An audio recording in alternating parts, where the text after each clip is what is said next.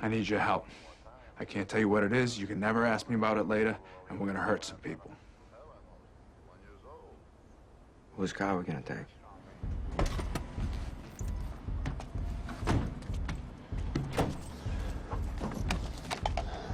Sally credit card.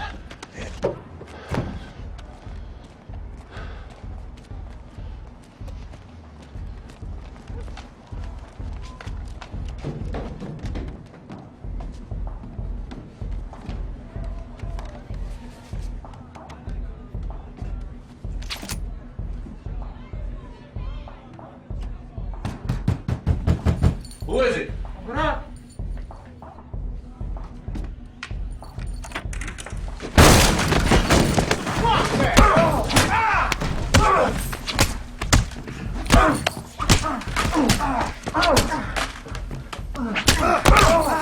Oh, shit, that hurts, huh? Is that your throwing hand? If you're still here in a week, we're coming back. Let's go. We're done. What'd you do? I don't know what you're talking about. That's my brother right there. What'd you do to get him so cranked up, I huh? don't know what the fuck you're talking about. You don't know? No. How about now? Chill, Now chill, you man. know? Chill. Hey, don't fucking tell me to chill. That's enough. What'd you do? I don't know what the fuck you're talking about. No? I don't know. There goes college soccer. Hey, look at me. See my face? Don't tell the cops, all right? But just remember, I seen yours too. Fuck.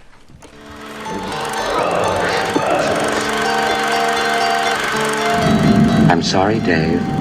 I'm afraid I can't do that. Je vais lui faire une offre qu'il ne pourra pas refuser. Can she be late for her cinema show? Antoine Doinel, Antoine Doinel, Antoine Doinel, Antoine Doinel, Antoine Doinel. Le monde se divise en deux catégories.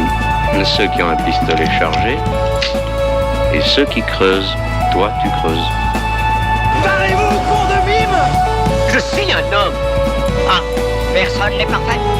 J'aime l'odeur du napalm au petit matin. Vous avez de la pâte? Vous avez du sucre? Alors avec la pâte, vous faites une crêpe puis vous mettez du sucre dessus? La mère suce des queues en enfer. And I am the best film director in the world.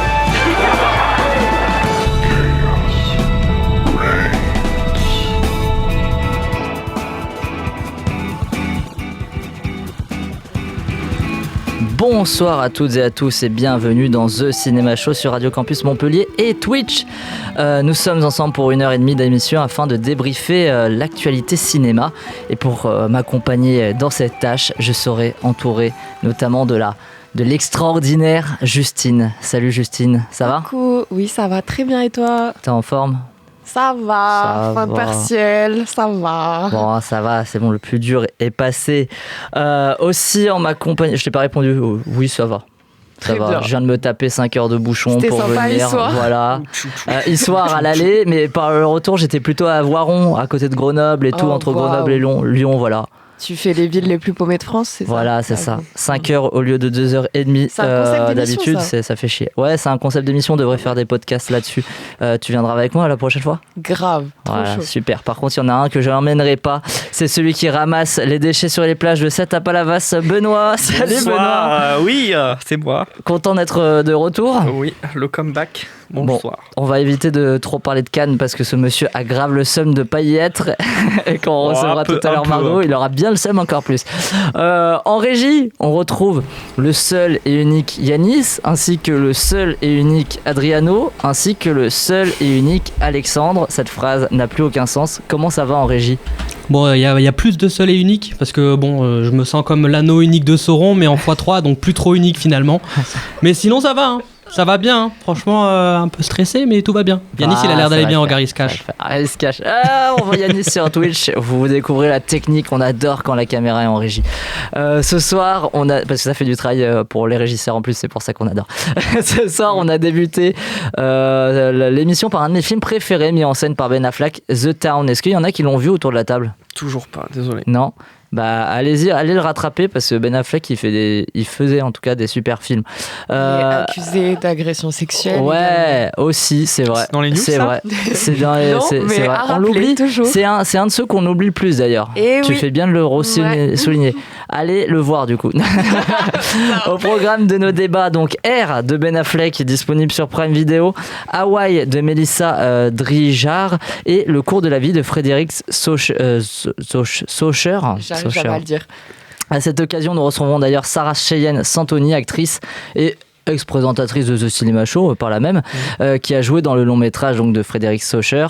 Et en fin d'émission, c'est Alexandre qui nous présentera un quiz préparé par Raph et Marie. On fera également notre premier point en direct de la croisette avec Margot. Seum de Benoît normalement dans cette phrase. Non, ça va. Puisque le Festival de Cannes a débuté hier, il m'a dit ouais je ferai des running gags, c'est moi qui attaque direct et qui ferai des running gags sur Cannes. Je vais pas laisser Benoît le faire. Et donc vous l'avez sans doute compris, le programme est bien chargé. Débutons donc rapidement avec les news de Justine. Now, Buffalo's #1 news team. Good evening and welcome to Eyewitness News at 6. I'm Susan Ortega. And I'm Evan Baxter, and here's what's making news. Et Justine, est-ce que tu as des news sur les sorties et les tournages du moment ? Comme toujours, et on démarre avec du lourd. Ana de Armas, Jude Law ou encore Alicia Vikander. Le prochain projet de Ron Howard, réalisateur de Apollo 13, Le Grinch ou encore Da Vinci Code, devrait facilement trouver preneur au marché du film de Cannes. Ce thriller nommé Origin of Species est décrit selon le site Deadline comme un conte à la fois comique, sombre, meurtrier et survivaliste, autour d'un groupe de personnages éclectiques qui abandonnent la civilisation pour vivre sur une île des Galapagos. Ils cherchent tous et toutes la réponse à cette question existentielle: quel est le sens de la vie ? De plus, le scénariste du film Tetris, récemment sorti sur Apple TV, Noah Pink, est à l'écriture du film dont le tournage devrait commencer en Australie à l'automne. Et après un retour de Johnny Depp fracassant pour l'ouverture du Festival de Cannes, hier dans le nouveau film de May Wen, c'est en tant que réalisateur qu'on le retrouvera en 2024 pour son film Maudit, qui devrait nous plonger dans le Paris de 1916 pour raconter 48 heures mouvementées de la vie du célèbre peintre italien Amedeo Modigliani.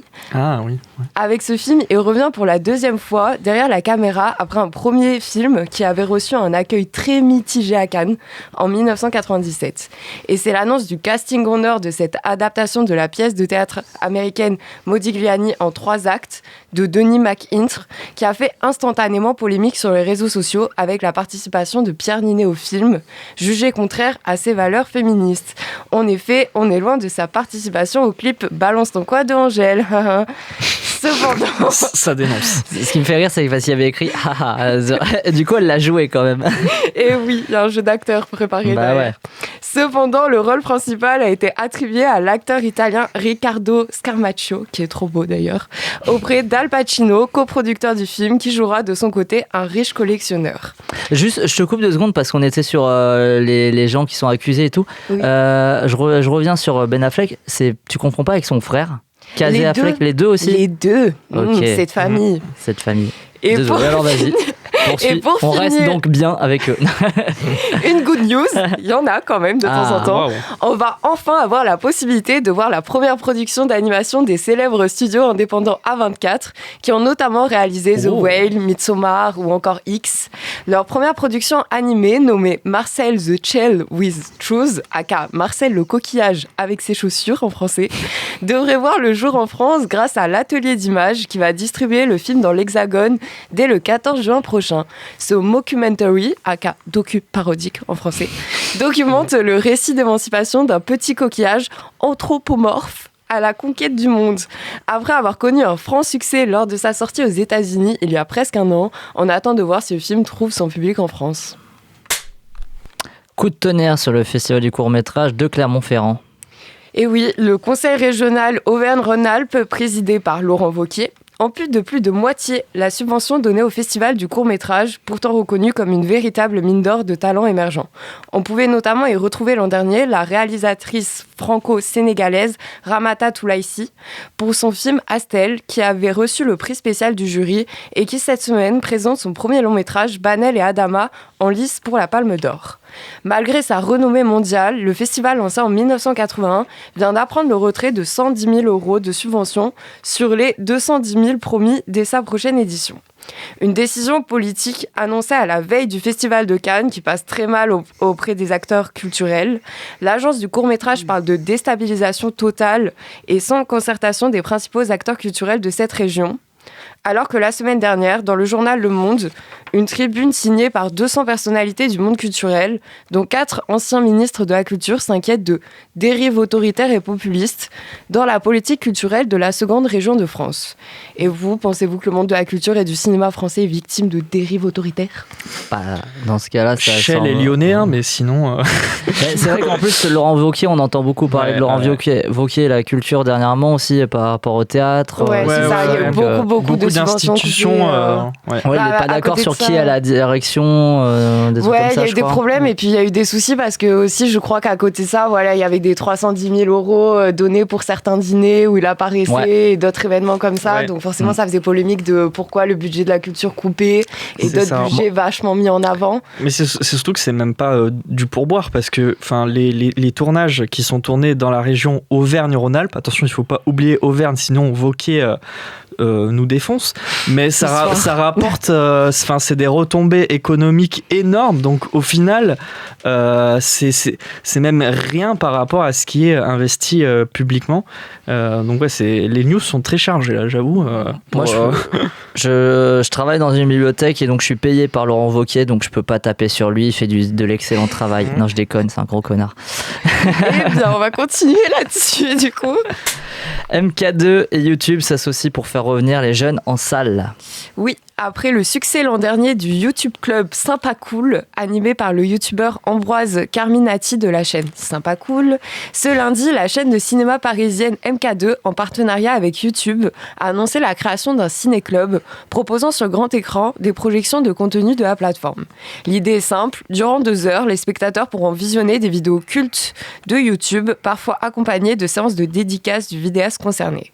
Selon Justine Rist, directrice générale de YouTube en France, ce partenariat est naturel. Elle dit « Sur YouTube, vous avez plus de 10 millions de films en intégralité, soit à l'achat, soit à la location, soit d'accès gratuit, parce que les ayants droit, les producteurs, les studios ont trouvé dans la plateforme un écrin pour le patrimoine du cinéma français. » Concluant, le lien avec le cinéma existe depuis très longtemps.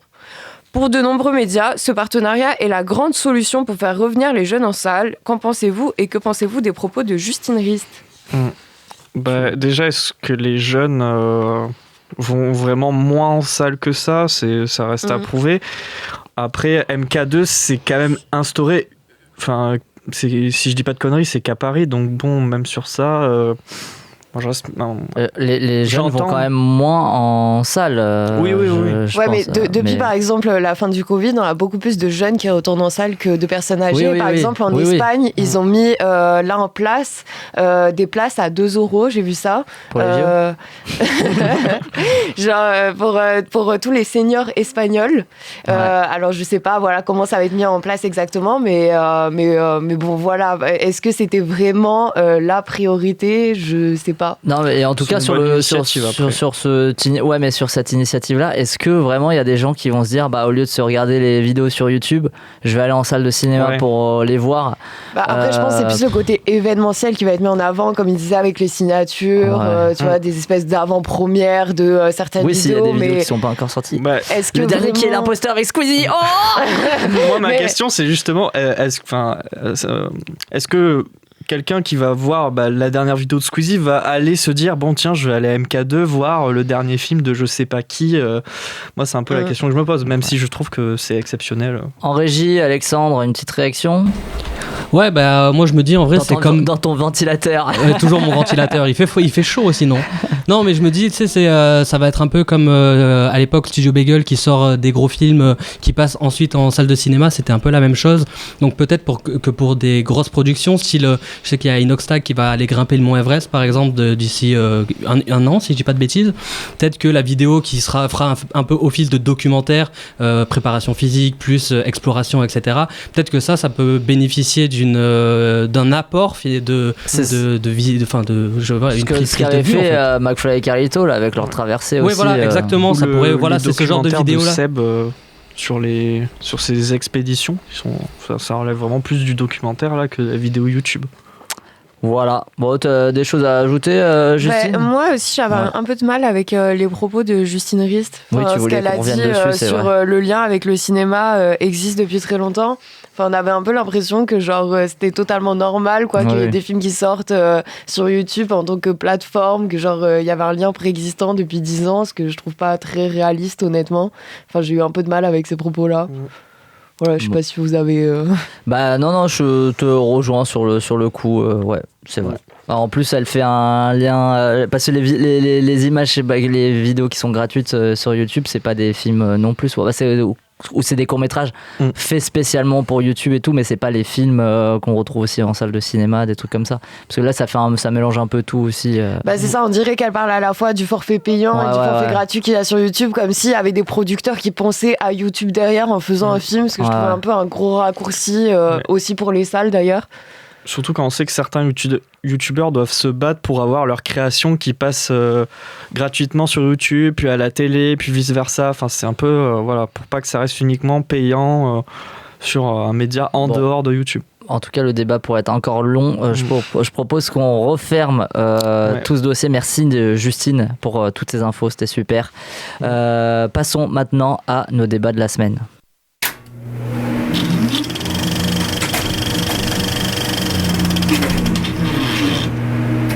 Au programme aujourd'hui, R, le cours de la vie et Hawaï.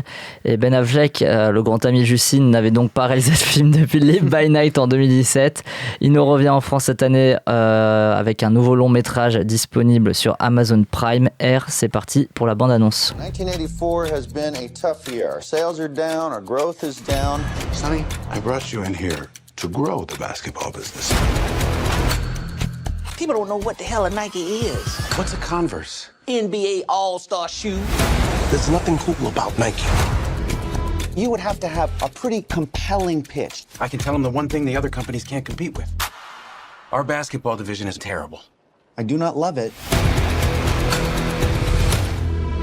This is where you come up with a brilliant idea that no one else can see. Let's hear it. I got it. I found him. Who's that? Jesus? Can't afford it. I'm willing to bet my career on one guy. My name's Sonny Vaccaro. I'm with Nike. Do you typically make it a habit of showing up at people's front doors unannounced? I don't like to take no for an answer. Oh, man. Here we go.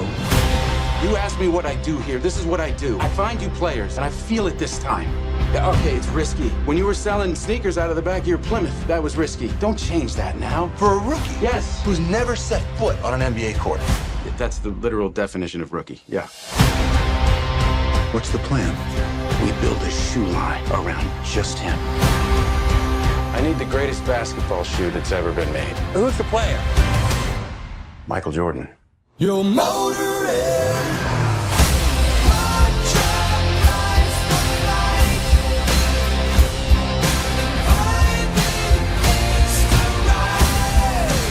You have our attention. tonight. You show up at the house. I believe in your son. I believe he's the future. And his story is gonna make us want to fly. But a shoe is just a shoe. Until my son steps into it.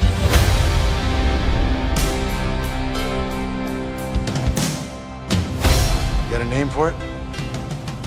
Air Jordan. I don't know.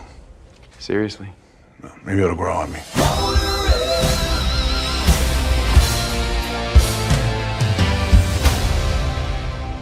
R, du coup, de Ben Affleck. Sonny Vaccaro, le directeur du marketing sportif de chez Nike, poursuit son relâche sur Michael Jordan pour conclure un partenariat historique avec son acolyte Phil Knight, milliardaire et cofondateur de Nike. Dans les deux rôles principaux, on retrouve, dans les deux rôles que je viens d'évoquer, plutôt on retrouve donc le duo Matt Damon, Ben Affleck. Également au casting, Jason Bateman, Chris Messina, Viola Davis ou encore Chris Tucker.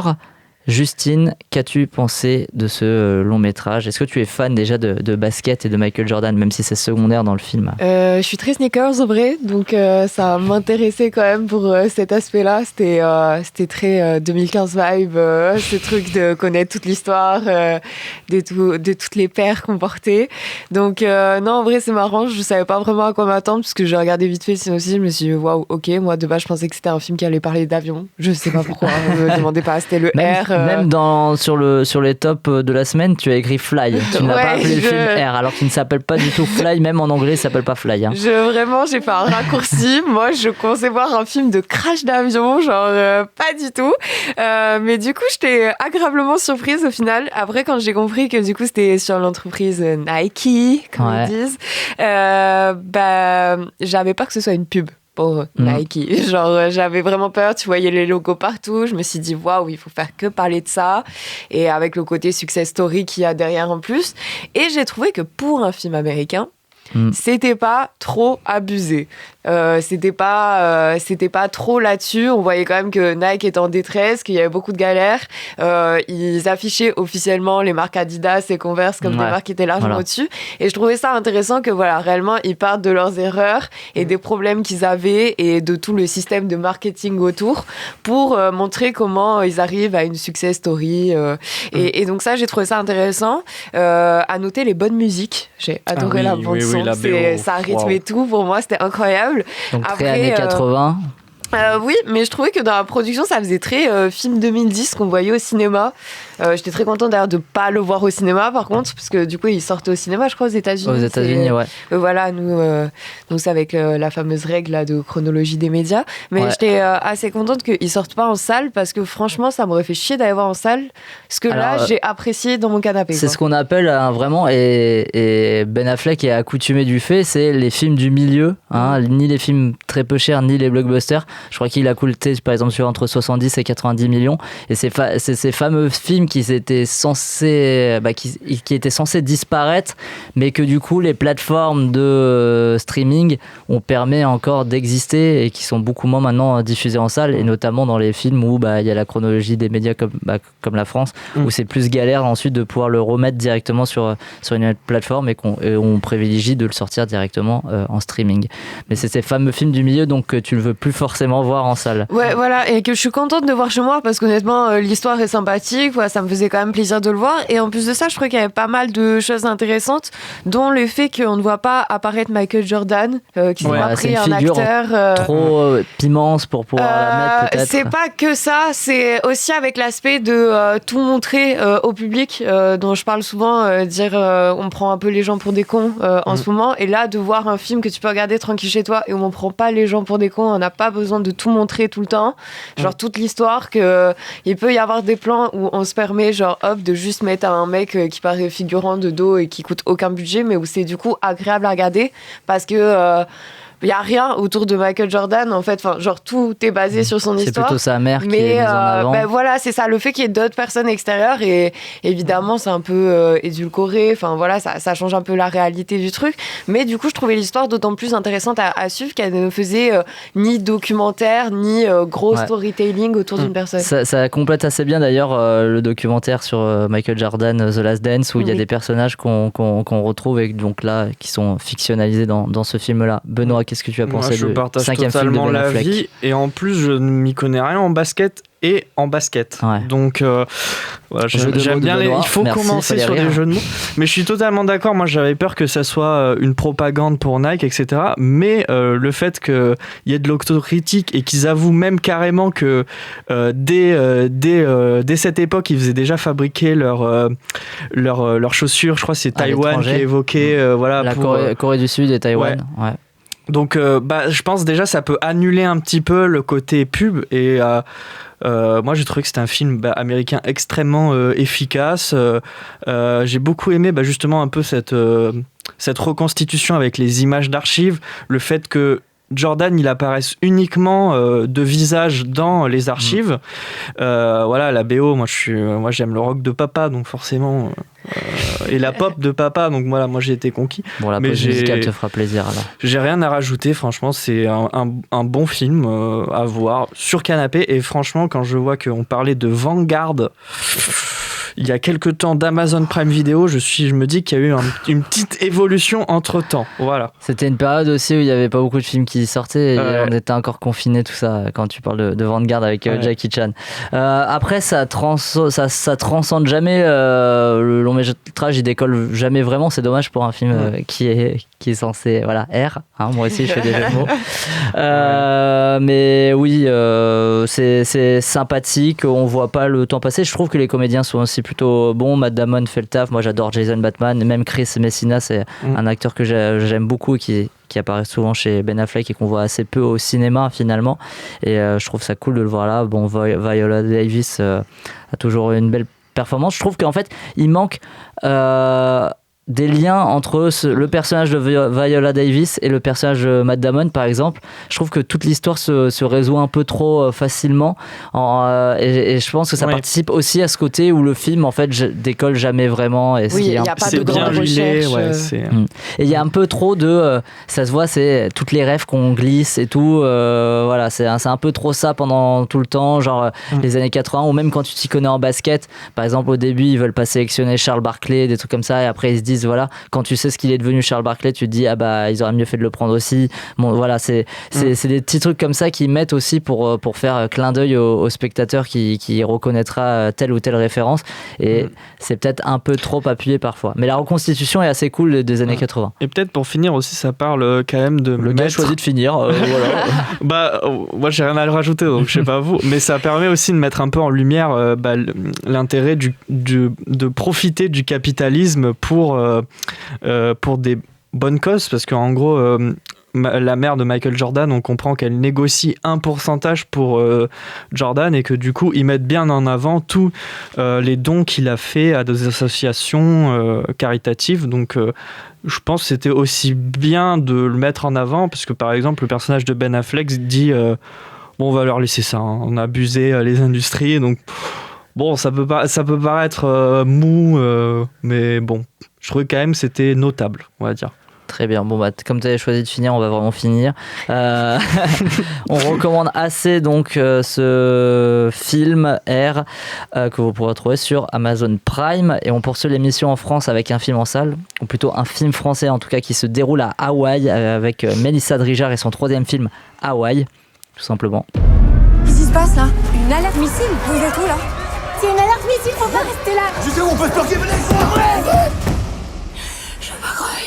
Je voulais vous le dire, je suis fier d'être votre ami. Je vous aime. Moi aussi, on t'aime. Moi aussi, je vous aime. Et toi, l'homme le plus extraordinaire. Je t'aime, Anton. On aurait dû rester ensemble. Pardon? Vous avez été ensemble, là? Tout le monde était au courant, là?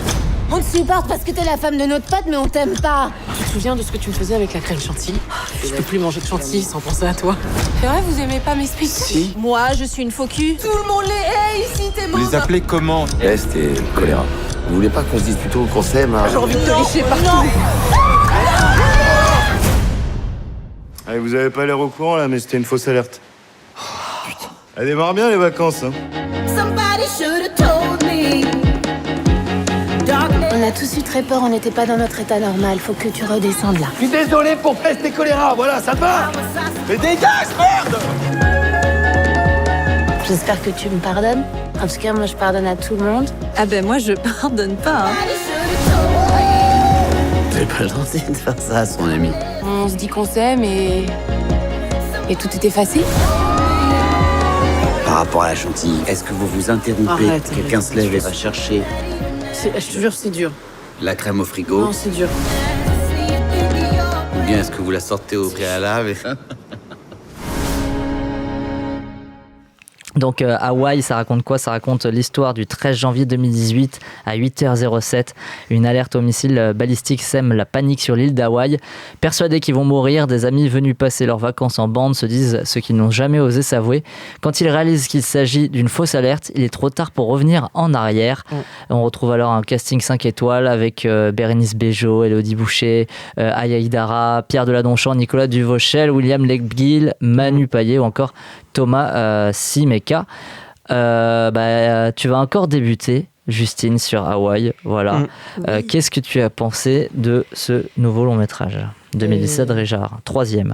Alors déjà, je me suis dit, pourquoi Hawaï ? Pourquoi partir aussi loin ? Pourquoi autant de budget pour filmer ? Alors j'ai vu qu'il y avait certains plans qui étaient faits à La Réunion. Je crois que la plupart du film a été tourné à La Réunion. Mais ils sont quand même allés à Hawaï. Enfin, il y avait quand même des trucs avec Hawaï. Après, à la fin, j'ai vu Warner Bros qui apparaissait. Oui, c'est la Warner qui a produit le film. Voilà, donc j'étais extrêmement surprise déjà que ce soit la Warner qui ait produit le film. Alors la Warner produit au moins une fois ou deux par an des films français et souvent ce sont des films de comédie maintenant. Donc, d'accord, mais voilà, des comédies de groupe comme ça aussi. Okay. Donc c'est pas étonnant.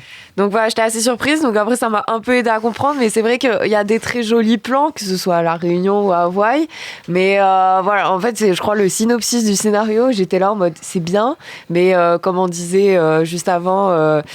et ben c'est bien en pièce de théâtre en huis clos, quoi. Genre, c'est-à-dire que l'idée du film à la base me paraissait déjà assez relativement éclatée, ce qui faisait que je trouve que déjà ça perdait un peu toute légitimité pour le reste, on va dire, de l'aventure.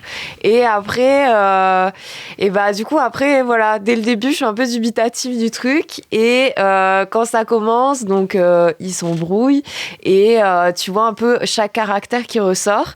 C'est là où je me suis dit, waouh, il y a quand même des bons acteurs, parce que je trouvais vraiment du coup que le scénario était assez pauvre. J'aimais pas trop comment c'était cadré, comment c'était amené, le rythme que ça avait. Et quand même, il y avait notamment Élodie Boucher et Manu Payet, où je me suis dit, waouh, ils jouent bien, parce que voilà, je trouve que les personnages sont pas très touchants, que ça part un peu vite en live et il y a pas beaucoup de connexions qui se font, en tout cas pour moi en tant que spectatrice. Et j'arrivais quand même à être touchée par leur jeu et à trouver ça agréable du coup, parce qu'ils arrivaient quand même à me transporter pendant toute l'histoire. Après j'ai l'impression de voir un film de daron, c'est-à-dire j'ai l'impression que c'était pas du tout adapté à mon humour à moi. Je suis allée voir avec ma mère qui rigolait beaucoup. Moi, je rigolais pas. Je me suis sentie un peu seule. Et voilà, j'ai pensé notamment aux gamins qui avaient littéralement l'air d'avoir mon âge, quoi, et qui étaient des gros blaireaux. Des gros qui connards avaient, dans le film. Voilà, qui avaient 3 phrases. Et où vraiment, ils faisaient chier leurs parents, quoi, c'est tout. Et donc, voilà, ça, d'un côté, ça m'a fait rire, mais c'est vrai que j'avais un peu l'impression de voir, enfin, peut-être pas les petits mouchoirs, mais la suite, oui, quoi. Oui, c'est ça. C'est vrai que le postulat de départ, moi, quand tu vois la bande-annonce et même quand tu lis le synopsis, j'avais l'impression que ça allait être surtout ça le film et qu'on allait se retrouver plutôt sur un film un peu concept comme les comédies françaises aiment en faire, style Le Prénom, ou même je pensais au film Le Jeu qui était déjà avec Bérénice Bejo et je pensais que ça allait partir là-dessus et en gros le côté genre on s'avoue tout ça, c'est vraiment que le point de départ du film qui est ensuite un film de vacances et ce côté alerte, c'est que les 5-10 premières minutes. D'ailleurs c'est assez drôle parce que vu que c'est quelque chose d'urgent, tout ça, il y a un ton assez dramatique, on va dire, dans les 5 premières minutes qui change complètement avec le reste du film. Et moi, ça m'a plutôt surpris, du coup, le fait que ça reste pas que sur ça, tu vois, à la base. Après... J'ai pas trouvé que c'était un film mauvais, mais j'ai pas non plus trouvé que c'était un film exceptionnel, quoi. On comprend assez vite que voilà, les personnages sont assez différents, on les comprend bien comme tu l'as dit, et on sait comment ça va se passer, comment ça va s'articuler, et vers vers quoi ça va nous mener. Donc ça, c'est pas surprenant, et je pense que tu as bien cerné la chose. C'est un film qui s'adresse peut-être plus à des gens plus âgés, des quarantenaires ou. Oui, après ça change un peu, ouais. C'est des comédies qu'on voit pas non plus tout le temps. Moi, je suis pas très comédie française, mais c'est vrai que que des fois ça manque, quoi, ce genre de truc qui est plus pour la quarantaine, la cinquantaine, voilà, où il y a un peu plus cet humour-là.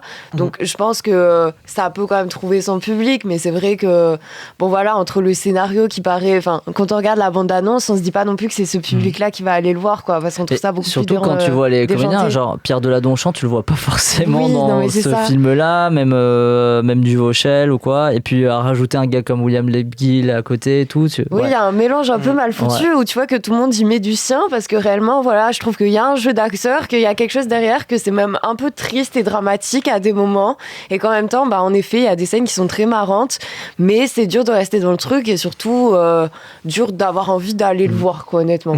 Benoît, qu'est-ce que tu as Rien pensé à d'Hawaï ? rajouter, à part peut-être, pour revenir sur la question du média, moi je trouve pas que c'est un mauvais film, mais que ça aurait été tellement plus drôle sur un spectacle de stand-up. Moi, c'est un peu l'exemple Manu Payet. À chaque fois que je le vois dans un film... Mais à chaque fois que je le vois tu dans fais ça, donc à chaque fois que tu vois dans un film... D'accord, ok. Mais à chaque fois que je le vois dans un autre média, donc je l'avais vu au Kawa Café à Montpellier pour un stand-up, mais j'étais mort de rire. Ou pour ceux qui ont la Quand ref... il est boulanger, Manu Payet, il fait Quand il est boulanger, il y a une ref où... À Mogio, il est boulanger de temps en temps. Un petit peu. Mais il y a une ref, pour ceux qui l'ont, où il explique qu'avant, il faisait de la radio à La Réunion et qu'il a été en retard pendant 2 heures. Du coup, pendant l'émission, il n'y avait rien. Et il était dans le bouchon. Et là, il croise le directeur de la radio qui le regarde et qui en même temps écoute la radio et qui voit qu'il n'y a personne. Et du coup, moi, rien que ça me fait mourir de rire. Donc voilà, je pense peut-être... Alors ça, c'est pas du tout dans Hawaï, je vous redis, c'est juste Benoît qui nous raconte des histoires sur Manu Payet comme ça, c'est gratuit. Fais plus de spectacles, s'il te plaît. Mais moi, je l'ai trouvé hyper touchant, par contre. Moi aussi, je trouve qu'il joue plutôt bien. Et alors, c'est lui qui est un peu le point central, puisqu'il narre l'histoire aussi. Et il représente la Réunion aussi. Et oui, même si le film est censé encore une fois se passer à Hawaï. Donc on n'est pas censé le dire là, tu gâches la magie du cinéma. Et il y a une grande magie à Hawaï.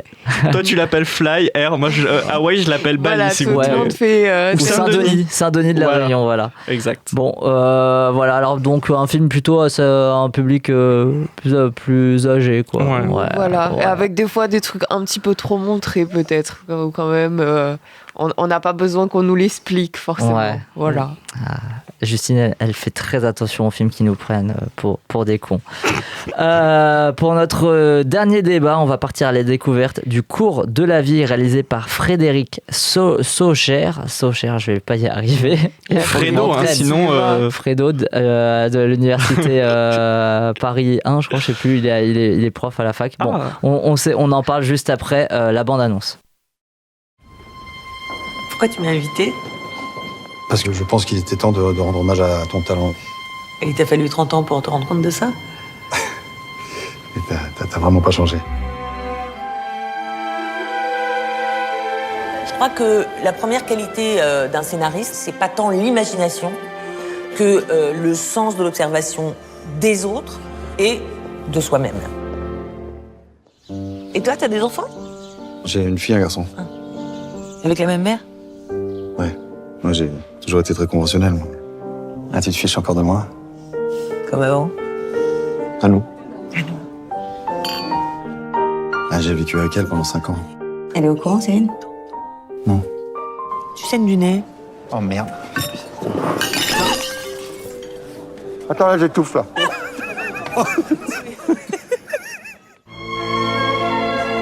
Bon, elle est comment, la scénariste, alors? Stylée. Pour les personnages, il faut aimer leurs défauts, leurs faiblesses comme leurs qualités. Peut-être même encore plus leurs défauts.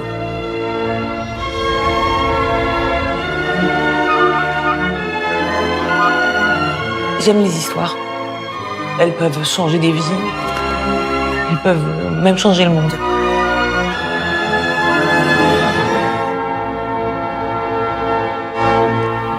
Le cours de la vie de Frédéric Saucher. Noémie retrouve Vincent, son amour de jeunesse, dans l'école de cinéma dont il est désormais directeur.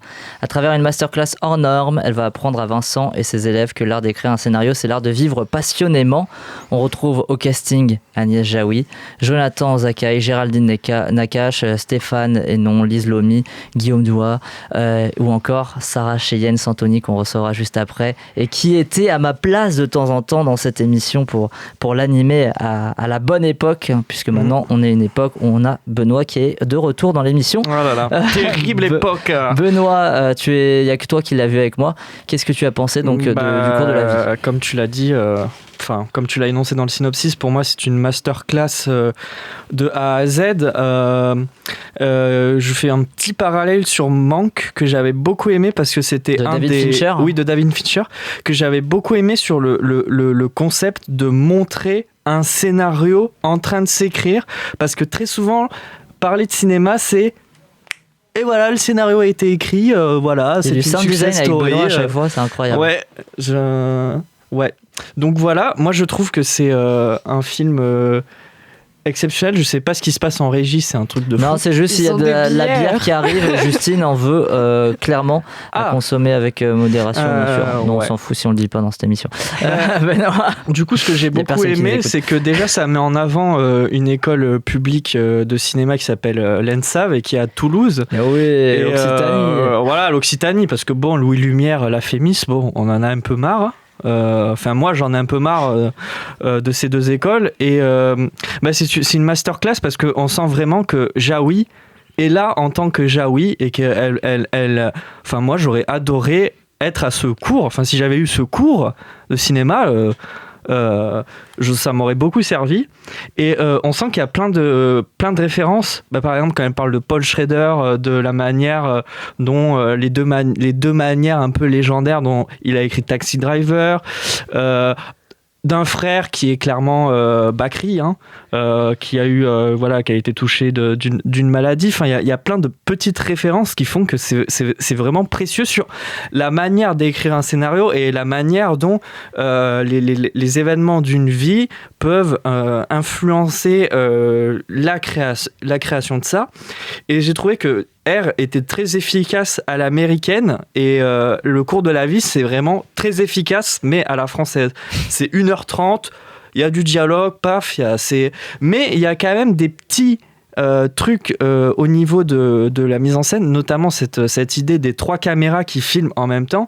Et par exemple, on voit Jaoui à un moment, elle perd un peu le contrôle parce que il se passe quelque chose et les 3 caméras c'est comme si elle frisait, elle captait esthétiquement l'intériorité du personnage. Donc c'est moi j'ai un souci avec ça parce que je comprends pas si c'est à ce point-là symbolique comme tu le dis ou s'il y a quelque chose de derrière que j'ai pas capté en fait. Je comprenais pas ces choix de mise en scène. Ouais, c'est vrai qu'on peut. Il y a souvent des mouvements même dans des scènes. Il y a des scènes qui sont filmées en mouvement alors que d'habitude elles seraient pas filmées en mouvement. Pourquoi pas? Mais j'ai essayé de trouver du sens à ça et j'ai pas trop.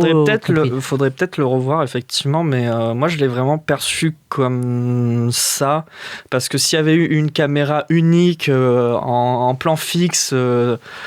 Champ contre champ, je pense que ça aurait été très très difficile et même on le voit sur les captations, par exemple captation de certains enseignants de Paris 3 de la Cinémathèque où c'est un plan fixe d'1 heure, tu finis par t'endormir parce qu'il n'y a rien quoi. Il y a le budget derrière. Il n'y a rien quoi, c'est un podcast. Alors c'est adapté des ateliers d'écriture d'Alain Lérac aussi, donc c'est assez marrant d'adapter un livre comme ça qui j'imagine théorique en un film. Tu m'as coupé, je casse-toi. Non, donc tu as pleuré devant ce film? En fait tu passes un peu de toutes les émotions, tu rigoles beaucoup parce que justement c'est un film beaucoup plus pour les jeunes. C'est un peu une transmission des expériences d'une génération plus vieille qui va transmettre à nous. Je dis nous parce que on a la vingtaine, la trentaine, qui est dans un monde où on doit quand même gérer des trucs un peu chauds comme l'écologie par exemple. Et j'ai trouvé que c'était un beau passage de flambeau, on va dire. Alors moi je te rejoins quand même sur certaines choses. Moi je trouve ce qui est dommage, c'est que c'est, voilà, tu l'as dit, c'est une longue masterclass en fait le film, et les dialogues, je trouve que parfois ils sonnent un petit peu faux, et c'est dommage pour un film qui traite de scénario et d'écriture, que c'est dommage qu'il soit pas irréprochable jusqu'au bout. Et peut-être c'est ça le. Pour moi, c'est peut-être le souci. Après, surtout au niveau des jeunes, par exemple, quand ils se parlent entre eux au tout début, j'ai trouvé que ça sonnait vraiment faux, la toute première scène où ils jouent. Et je pense pas que ça vienne des comédiens, je pense que ça vient plutôt du texte. C'est ça que. Ou la volonté de vraiment, tu sais, faire vraiment des personnages très caricaturaux, mais dans le bon sens du terme. Tu vois, genre par exemple, t'as le personnage non midaire, le personnage la cancel culture, tu vois, c'est des personnages très caractérisés, très marqués, mais qui montrent un peu l'étendue de la jeunesse, où on a tendance un peu trop à penser qu'elle est monolithique, que tout le monde pense pareil, alors que pas du tout. Voilà. Moi j'ai une question, est-ce que c'est accessible au grand public? Genre, est-ce que c'est pas un peu trop fait pour les gens qui aiment le cinéma? J'avoue que c'est ma réserve. Alors, on sort des séquences en masterclass, hein, c'est pas en continu, il y a des petites respirations, mais c'est vrai que et ça m'étonne pas en fait que ça soit un professeur de fac qui réalise aussi le film, tu vois. De Paris en plus, parce que voilà, même au sein des facs parisiennes, il y en a qui se la pètent et d'autres qui se la pètent pas. Voilà, je dis pas ça parce que j'ai des griefs avec Paris 3 sans bonne nouvelle. On veut en mettre en avant toutes ces bonnes expériences ce soir. Je préférais quand tu nous parlais de Manu Payet. Mais j'ai beaucoup d'amis en thèse, en master cinéma, philo à Paris 1 qui s'éclatent. Voilà. Ah ok. Et tu connais Steve? Pas du tout. Mais je connais Fly. J'ai l'impression que c'était le nouveau film réunionnais de Manu Payet. En tout cas, on a parlé rapidement de Jaoui, tout ça, mais je trouve que ça joue quand même plutôt bien, Jonathan Zakaï. Et ça tombe bien, on a aussi une comédienne du film qui va être en notre compagnie. Je vous la présente juste après notre jingle invité. Pardonnez-moi d'interrompre un instant la musique, mais nous avons un invité de marque que j'aimerais accueillir comme il se doit. Et oui, ce soir, c'est Sarah Cheyenne Santoni, comédienne à l'affiche donc du Cours de la vie, mais également animatrice de The Cinema Show à 7 ans perdu, qui est donc en notre compagnie. Salut Sarah Cheyenne, comment tu vas? Je te tutoie direct. Coucou, ça va? Vous m'entendez bien? On t'entend nickel. À la technique, ils sont contents de t'entendre comme ça parce qu'ils ont peur souvent. Non, écoutez, là ça va. J'ai l'impression que ça se passe bien. Bon, c'est nickel. Alors, on a pu te voir à la télévision dans Tandem, dans Ici tout commence. Mais cette semaine, tu as l'affiche donc, du Cours de la vie de Frédéric Socher. Est-ce que je le prononce bien déjà? Socher, hein, comme ça, tu vois. J'aurais dû t'appeler avant l'émission. Comment tu t'es retrouvé sur ce projet-là?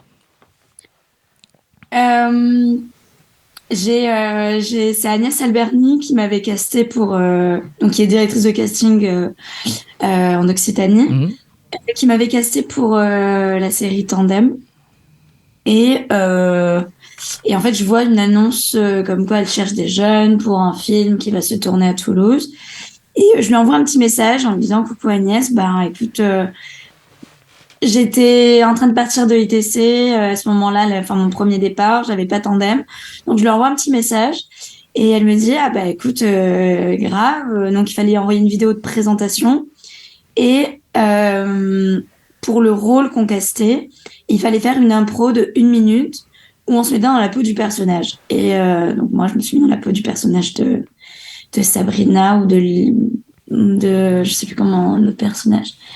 Et bref, j'ai envoyé la vidéo, et une semaine plus tard, on m'a dit: viens à Toulouse pour rencontrer le réalisateur. J'ai rencontré Frédéric, et puis 3 semaines plus tard, on m'a rappelé pour me dire: tu montes à Paris pour faire des essais. Donc on a fait des essais, et là on était plusieurs. C'était vraiment trop chouette, à la fois bizarre. On était vraiment plusieurs comédiens et comédiennes pour les mêmes rôles.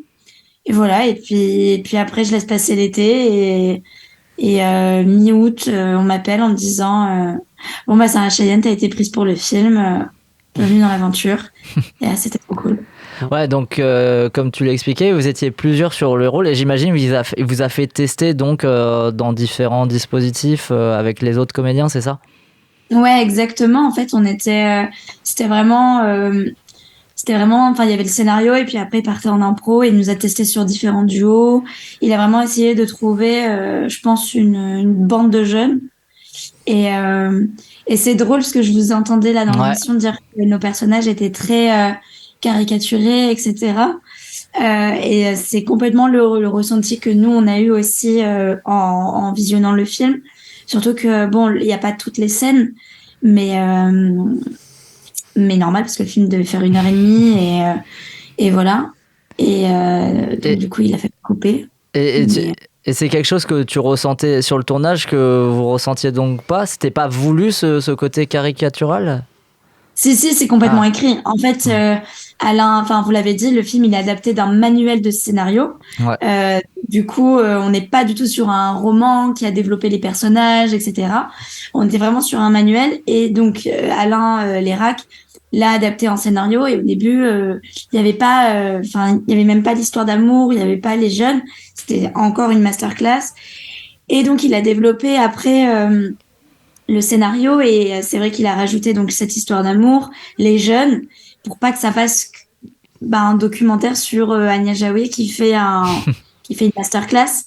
Et du coup, je pense, et j'en veux pas du tout, mais je pense que les personnages des jeunes, en tout cas, mais c'est normal, c'est en même temps on a très peu on existe, on a très peu de place, mais ils sont survolés. On est sur voilà le stéréotype à chaque fois, quoi.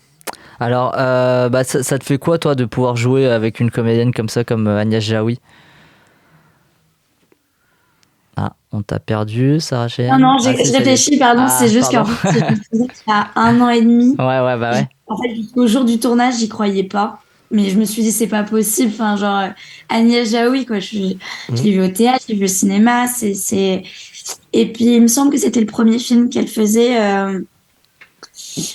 depuis la disparition de Jean-Pierre Bacri. Et et puis, je sais pas, j'appréhendais. Je me disais, c'est la première fois que j'allais jouer avec un grand nom du cinéma. Enfin, j'avais joué avec André Dussolier et Sabine Azema, mais là, Agnès Jaoui, quoi. Et donc, du coup, c'était trop bien. C'était vraiment une masterclass. Et non, elle est hyper... sur le tournage, elle était hyper accessible. Elle était très concentrée sur son texte. Parce que quand on a vu le film, on se dit, mais comment elle a fait en 3 semaines pour apprendre autant de textes? Et elle connaissait tout par cœur. C'était incroyable. Mais elle était hyper disponible sur le tournage. Moi, j'ai une anecdote où vraiment, sur le tournage, à un moment donné, elle vient me voir. Elle me dit, t'as regardé Sex Education? Et j'ai dit, ouais.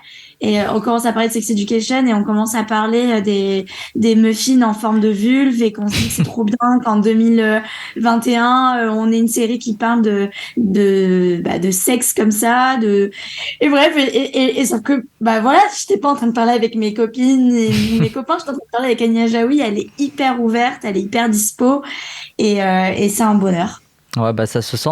Tu t'as commencé à le dire, donc le film, vous l'avez tourné en 3 semaines, et j'imagine les masterclass, ça a dû être une grande partie. Combien de temps ça a représenté de tournage, si tu sais? Toi, t'as été combien de temps sur le tournage?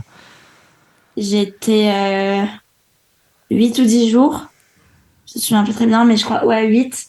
8 sur les 15, j'avais la moitié.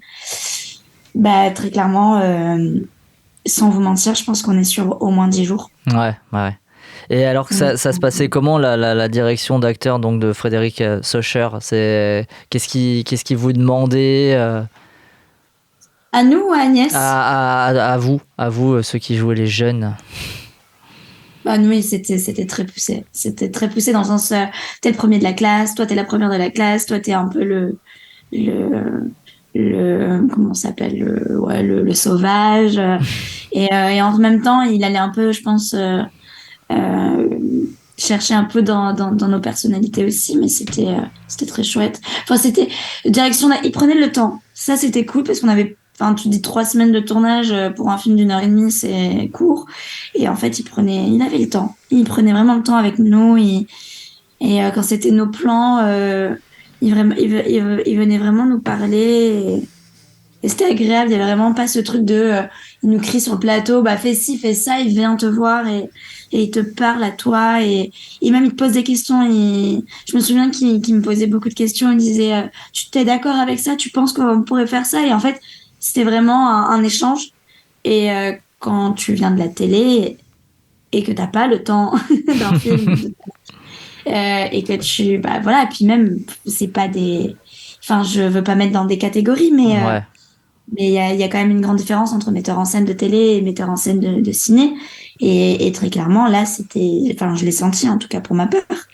Après, voilà, c'était juste que c'était différent. D'un coup, j'ai Ouais. fait, wow, on a le temps. Wow. Je vais rebondir sur quelque chose que tu as dit par rapport à il allait vous chercher, vous, dans vos personnalités un petit peu. Et je trouve qu'on ressent bien ça avec ton personnage donc de Sabrina. Parce que toi-même, tu as été étudiante en cinéma.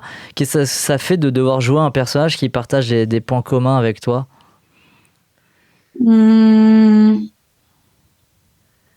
Ça m'a beaucoup remise en question. Ah ouais? Vraiment, sans vouloir faire la séance de psy. Mais non, on est là pour ça. Hein. En même temps, le cinéma, si ça ne nous fait pas réfléchir, si ça fait pas éveiller quelques petits trucs, ça sert à rien d'aller les voir. Mais ouais, ça m'a beaucoup remise en question. Je me suis dit, parce que, enfin voilà, pendant tout le tournage, j'écoutais cette masterclass d'Agnès Jaoui. J'oubliais qu'on était sur un tournage. Et ça fait se remettre en question parce que aujourd'hui c'est pas, enfin, je vais pas dire que le métier est compliqué, mais quand tu sors de fac de cinéma et qu'après, ou même des cours Florent, que tu regardes combien en vivent et c'est pas facile, quoi. Tu te dis combien, j'aime pas ce mot réussir, mais combien sont allés jusqu'au bout et combien continuent d'aller jusqu'au bout et je sais pas, et c'est très perturbant, je sais pas. Moi, je me suis dit, j'ai beaucoup de chance et à la fois, je sais pas, je trouve que, je sais pas comment dire, mais... Non, je ressens le sentiment que tu traverses et j'imagine, Benoît, tu dois le ressentir aussi, qui est autour de la table. Toi, quelle expérience tu retires de ce tournage-là, du coup? Bah, que c'est possible de faire un film en 3 semaines. Mais non, et puis au début, je comprenais pas trop les 3 caméras. Je vais être hyper voilà. honnête. Bah, moi aussi, je comprenais pas. Et alors, t'as une Moi, je explication? comprenais pas. Et en fait, moi, je croyais... Je peux vous dire, vraiment, la meuf est naïve jusqu'au bout. Moi, je croyais que c'était complètement de la fiction. Vraiment, je croyais que c'était des fausses caméras et tout. Et en fait, à un moment donné, j'entends le chef-op dire « Ah, on a un problème sur la caméra !» Et je le vois qu'il va régler la caméra. Ah oui, oui. Il va régler une caméra de fiction. Là, au déjeuner, j'en parle et on me dit « Mais Sarah, c'est une vraie cam.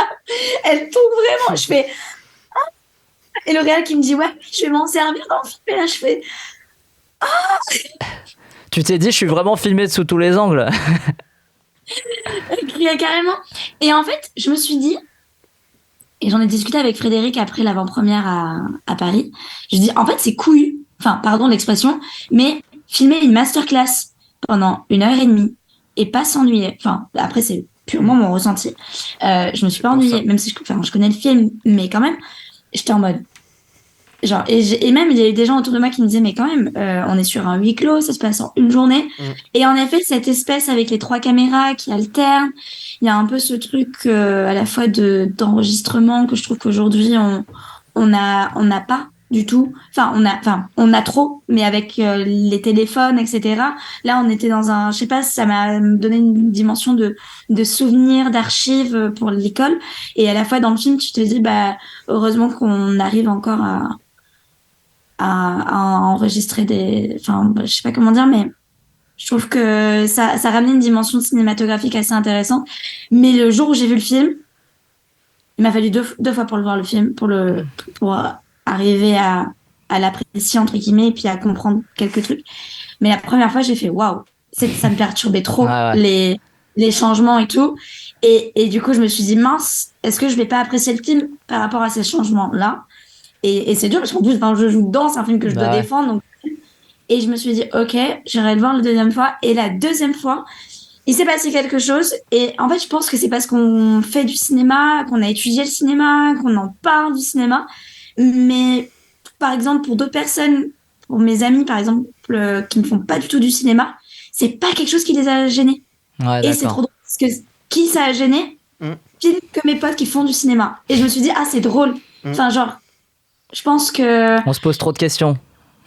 Peut-être, on n'arrive pas à Sauf regarder moi. les films avec un vrai œil de spectateur, mais du coup, c'est une vraie réflexion que je me suis dit, ah, c'est drôle, genre, ok. Et c'est vrai que je me suis dit, quand les caméras bug, parce qu'à un moment donné, comme disait Benoît, elle vit quelque chose et elle est perturbée, la toute première fois, j'ai fait, waouh. Et après, je me suis dit, c'est... Je sais pas, ça m'a pas C'est gênée. malin. Mais ça, les caméras sont tellement avec elle, l'aiment tellement. La caméra aime tellement Agnès Jaoui que du coup, le moindre doute en elle fait que la caméra bug avec elle. Et du coup, je me suis dit, bon bah.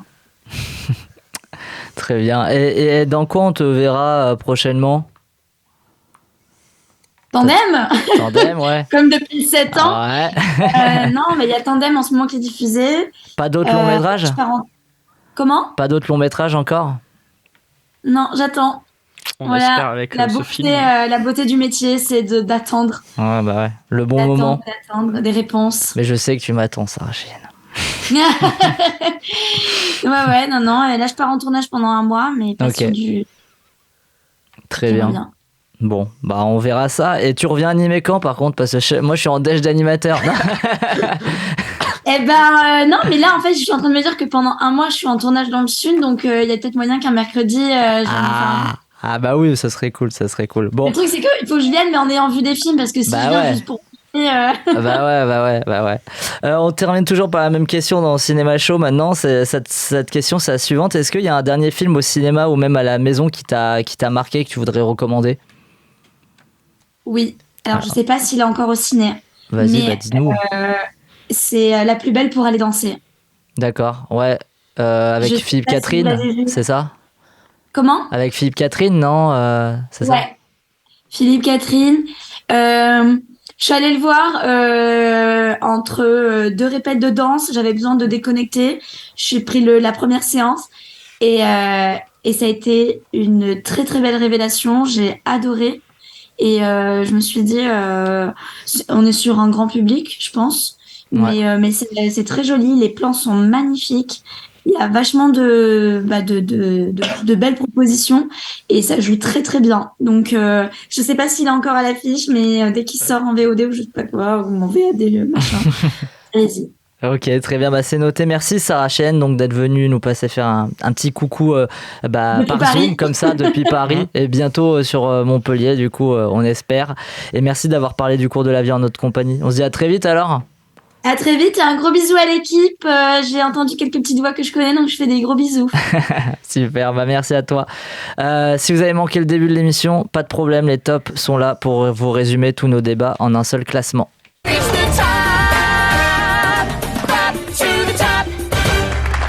Top 1, Benoît, ton top 1 de la semaine, c'est quoi? Le film dont on vient de parler, voilà. Le cours de la vie. Justine? Moi, je crois que j'avais mis R. Moi aussi, c'est celui-là. Est-ce que vous avez vu d'autres films? Il y avait le principal de Chad Chenouga qui était par exemple au Cinémed avec Roche Dizem. Est-ce qu'il y en a qui l'ont vu? Moi, je suis allé le voir du coup. J'ai bien aimé. Ah, claqué au sol? Ouais. Ah ouais, toi t'as bien aimé. Moi, j'ai eu des mauvais retours. C'est qu'à partir d'un moment, on n'y croit plus parce que dans la vraie vie, tu ne fais pas ça sans sanction, je trouve. Mais sinon, je trouve quand même le jeu d'acteur de Roche Dizem suffisant pour titiller mon intérêt. Mais c'est sûr que... Ouais, t'as plutôt aimé toi, du coup. Ça va. Ouais, ça va. Ok, pas d'autres films? Vous avez vu d'autres films ici? Moi j'ai vu Okuzai. Ouais, très nul. Extrêmement déçu. Ouais, ça avait l'air. En plus ils l'ont coupé, en fait j'ai appris ça m'a fait comprendre 2-3 trucs, enfin ça m'a rassuré sur 2-3 trucs. La vraie version dure 2h10, elle fait 1h37 je crois en France. Ouais, ok. Donc on est sur de la vraie coupe. Putain mais c'est Weinstein qui est passé par là ou quoi? Ouais, non, catastrophique, violent, les plans sont pas du tout prenants, l'histoire n'est pas du tout prenante, on est un peu sur un documentaire Arte qui est meilleur quand on le regarde sur Arte. Après je pense que pour le tout public, ça peut être peut-être bien pour les gens qui connaissaient rien à l'histoire d'Okuzai, mais les œuvres sont même pas mises en avant. Enfin, franchement, vraiment, je déconseille. Ah oui, ok. Très bien. Alors, 3e de la semaine, Hawaï de Mélissa Drijard pour l'équipe. 2e, le cours de la vie de Frédéric Socher. Maintenant, on sait le prononcer, ça c'est beau.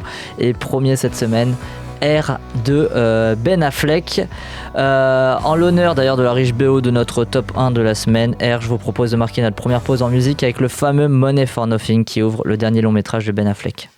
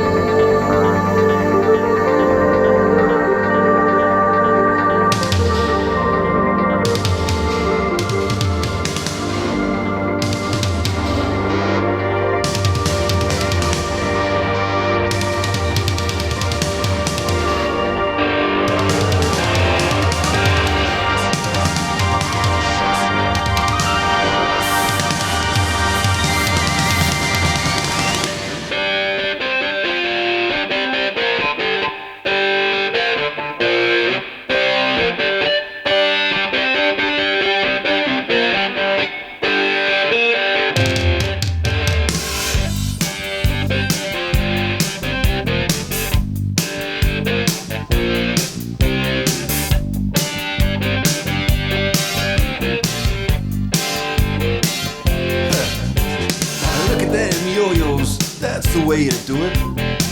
You play the guitar on the MTV. That ain't working, that's the way you do it. Money for nothing and your chicks for free. Now that ain't working, that's the way you do it. Let me tell you, damn guys ain't dumb. Maybe get a blister on your little finger. Maybe get a blister on your thumb. We got to install microwave ovens, custom kitchen deliveries. We got to move these refrigerators. We got to move these color TVs. To the little faggot with the earring and the makeup. Yeah, buddy, that's his own hair. The little faggot got his own jet airplane. The little faggot, he's a millionaire. We got to install microwave oven, custom kitchen deliveries. We got to move these refrigerators. We got to move these color TVs.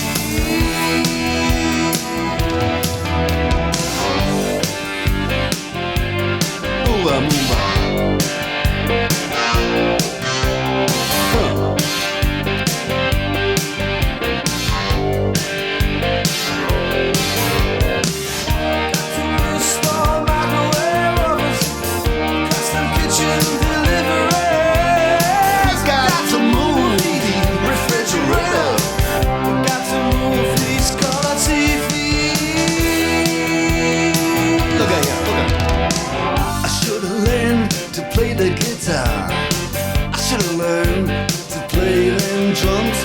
Mama, she got it sticking in the cameraman.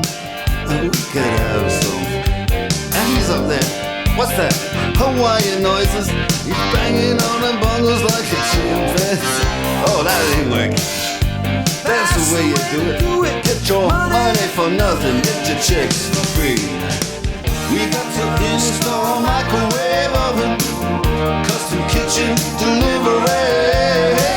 We got to move these refrigerators. We got to move these color TVs.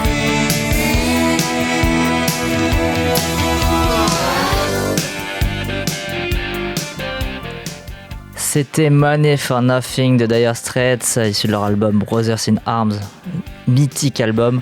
Ça a dû te faire plaisir, Benoît. Du coup, tu nous parlais de Rock de Papa. Mais pas de transition, sans transition. Comme l'an dernier, The Cinema Show est bien représenté au Festival de Cannes. Cette année, on a Margot, Nino, Gauthier, Valentin et Axel qui sont sur la croisette. L'occasion pour nous de faire un premier point Cannes. Alors vous allez m'écouter attentivement parce qu'il y a un ex-aequo. En direct de la croisette. Je préfère la folie des passions à la sagesse de l'indifférence. Le point Cannes de The Cinema Show.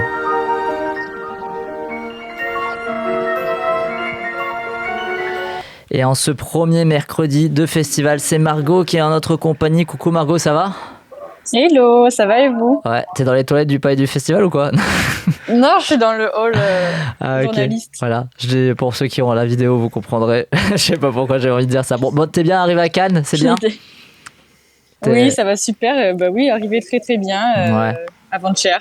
Bon, nickel.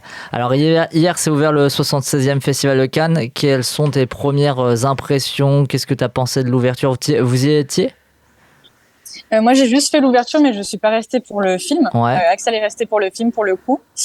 Et écoute, très très rempli. La salle était pleine. Pareil pour la conf du jury. On a eu une conférence avec le jury l'après-midi. Pleine à craquer. Je pense qu'il y a il y a plus de monde cette année que les années précédentes. En tout cas, en termes de journalistes, il y a énormément de monde. Ouais. Ok. Et alors, qu'est-ce que tu as pensé de cette ouverture, Chiara Mastroianni en maîtresse de cérémonie ? Est-ce que c'était une bonne idée pour le coup ? J'ai trouvé ça plutôt chouette parce qu'elle n'a pas essayé de faire ça dans un terme humoristique ou quoi. Elle est restée très neutre, très humble. Moi, j'ai bien aimé sa présentation et même la petite Yuma Thurman, je suis trop contente de la voir à la cérémonie. Donc, Très bien. Et alors, il y avait sa mère qui était aussi présente avec un discours, Catherine Deneuve. Là aussi. Ça semblait logique, ouais. Ouais. Michael Douglas. Ouais, vas-y, sauf si tu as des choses à dire sur Catherine Deneuve. Hein. Non, juste, c'était surprenant de la voir parce qu'on sait qu'elle aime pas non plus trop se montrer, les médias et tout, mais c'est vrai que c'était logique vu l'affiche et vu la maîtresse de cérémonie de la voir venir. Après, je trouve qu'elle a amené son petit poème, c'était mignon, mais c'est vrai que elle a pas fait une entrée très marquée non plus quoi dans le festival. Donc il y a aussi Michael Douglas qui a eu sa palme d'or d'honneur. Un mot là-dessus ou tu t'en branles? J'avoue que moi, si j'avais remis une palme d'honneur, je l'aurais pas remis à lui. Et je suis pas trop d'accord avec Uma Thurman quand elle dit que c'est ultra logique et tout. Presque, moi, je l'aurais mis à Uma Thurman le prix. Donc, un peu osef qu'il soit là. Mais je l'ai trouvé plutôt chouette dans ses paroles. Il s'est pas montré trop engagé, quoi. Donc, ouais. Après, comme je t'ai dit, Michael Douglas, en France, il lui restait plus que ça à voir. Il a déjà eu 2 Césars d'honneur. Donc, fallait, si on voulait lui donner autre chose, c'était ça. Hein. Ouais, mais justement, il en a déjà eu assez. Il y a d'autres gens qui les méritent plus que lui. Bon, t'as boycotté du coup Jeanne du Barry et la venue de Johnny Depp. Est-ce qu'il y a d'autres journalistes qui ont fait pareil? Je crois qu'on est quelques-uns à être sortis. Et d'autres même en général. Ça allait passer au film. Donc, la salle était quand même bien remplie. Hein, donc, bon, je suis pas sûre qu'il y ait tant de gens de ça qui les boycotté ici, en tout cas. Ok. Et alors, tu viens de sortir du dernier Koreeda, c'est ça? Qu'est-ce que t'en as pensé? Tu peux le voir à mon sourire. Je suis très contente. Koreeda, on en parlera de toute façon quand le film sortira, mais aucune déception. Je suis très heureuse. Bon, c'est nickel, ça te lance bien ton festival du coup. T'as vu d'autres choses aujourd'hui? J'ai vu Ama Gloria qui ouvrait la semaine de la critique, qui est un film un peu intimiste comme la semaine de la critique a tendance à nous en délivrer, notamment avec Aftersun l'an dernier. Allez, j'avoue que c'est pas mon encore. plus gros coup. C'est la fille de la semaine, donc j'ai le droit. Mais il y avait l'équipe, donc c'est toujours chouette de croiser l'équipe, mais j'avoue que c'est pas un coup de foudre total. Je m'attendais un peu à mieux, mais... Et c'est quoi ton programme du soir? T'as une séance dans 10 minutes, c'est ça? Ou il y a un truc comme ça là? Je sais que je devais avoir une séance et finalement on va peut-être faire une soirée bateau Arte, donc... Ah bah voilà, je vais voir. Alors ça c'est le festival de Cannes de Margot, normalement on va voir des films, mais bon s'il y a une soirée qui se propose, let's go. C'est le travail, c'est le travail. C'est pas n'importe quelle soirée, c'est Arte. Ah ouais, tu nous mettras des stories pour qu'on se dise qu'on aurait pu y aller, mais voilà, tu nous fais vivre ça de l'intérieur s'il te plaît Margot. On ravale nos larmes. Avec plaisir. Surtout Benoît a un gros seum depuis... Tu sais Margot, Benoît il a un gros seum sur Cannes. Non mais on vous dévoile les arcanes de l'émission, nous on s'en bat les couilles ici. Il a un gros seum de pas être à Cannes depuis qu'il est arrivé ce soir. Je l'ai senti ronchon sur ça. Et il a un gros seum de pas être à Cannes. Donc est-ce que tu peux lui redire ce que tu vas faire ce soir sûrement pour bien lui foutre le seum? Petite soirée Arte et peut-être dans 2 jours une petite soirée avec Michel Gondry aussi, on va voir. Voilà. Ça marche. Les bases. Et Benoît, tu sais ce qu'il sera? Il sera chez Luigi, la pizzeria de Vendargue. Voilà ce qu'il fera lui. Dans 2 jours. J'essaierai de passer le permis bateau, juste pour venir vous faire chier avec un jet ski. J'espère qu'il y aura une pizza de chez Luigi. Du coup, très bon pizzaiolo de Vendargue. Et Benoît, il vous en fera plein de chroniques là-dessus parce que c'est la seule chose qu'il pourra faire pendant 2 semaines. Je suis Mario. On suit toutes ces aventures sur les réseaux sociaux, Margot, c'est ça? Tout à fait, sur The Cinema Show.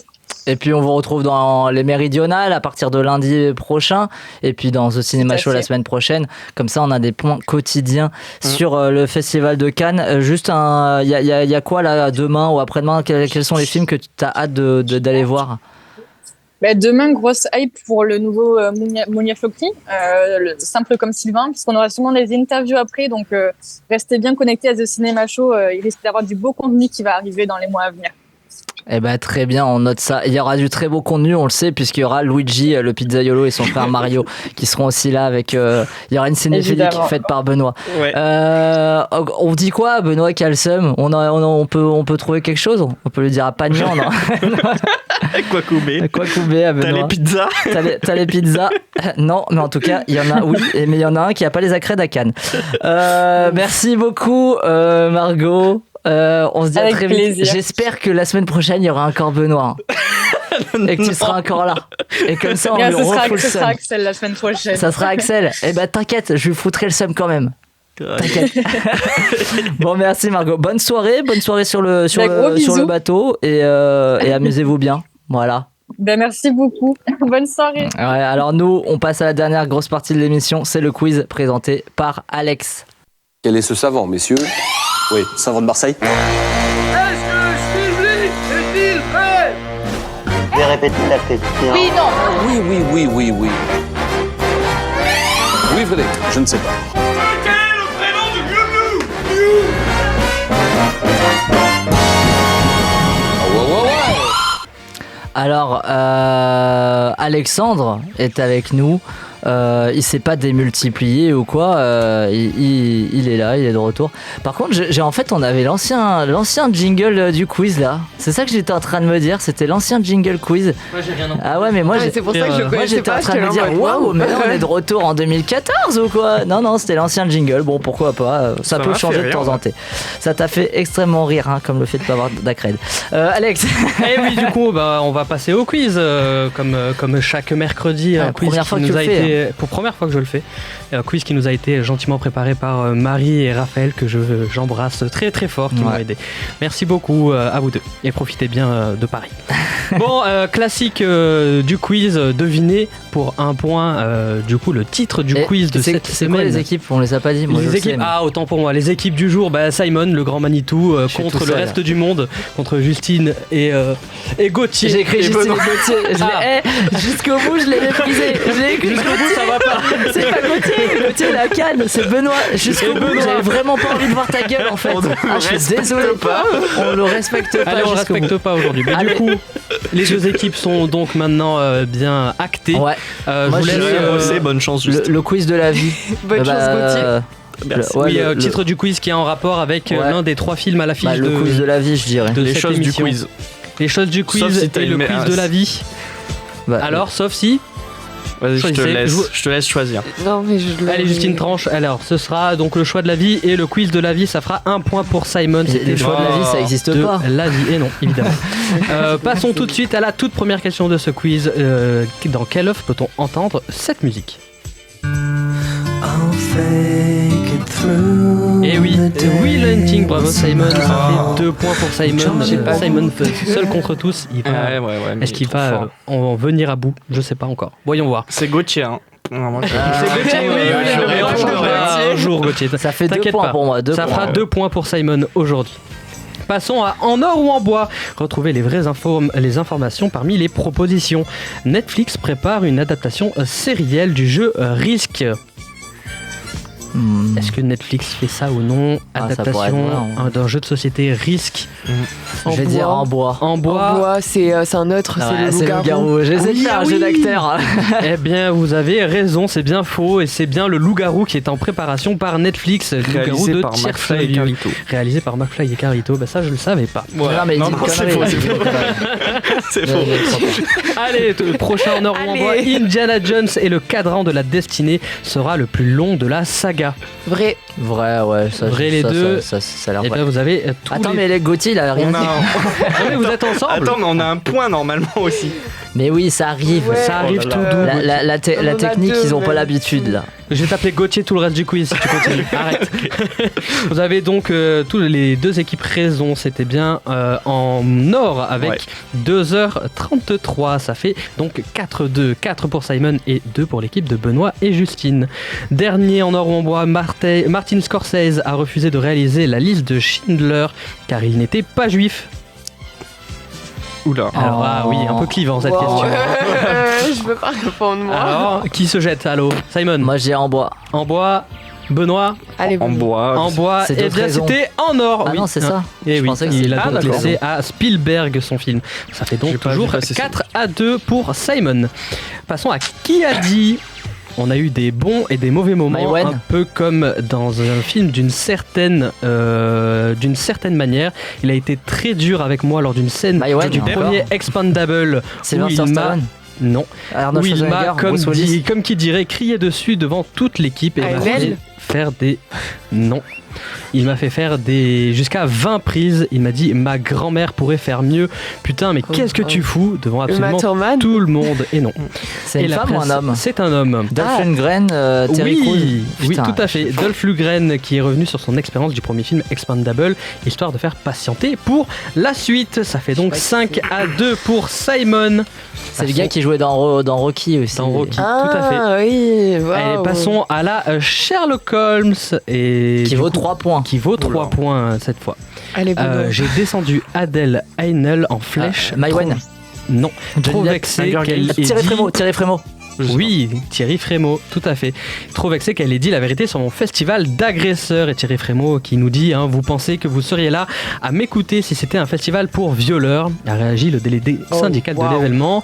Vous ne seriez pas en train de vous plaindre que vous n'arrivez pas à obtenir des tickets pour les projections. Ce qu'elle dit, c'est faux.